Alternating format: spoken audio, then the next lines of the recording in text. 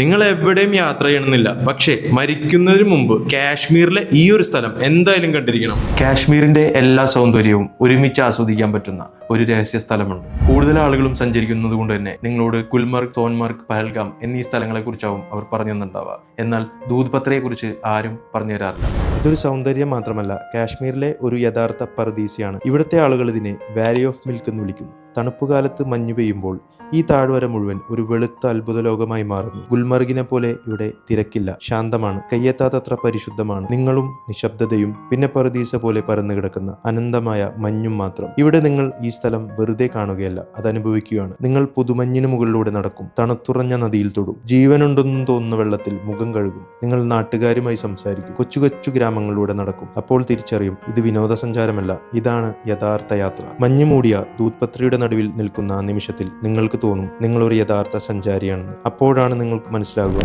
നിങ്ങൾ കാശ്മീർ വെറുതെ സന്ദർശിക്കുകയല്ല, നിങ്ങളത് ജീവിക്കുകയാണ്.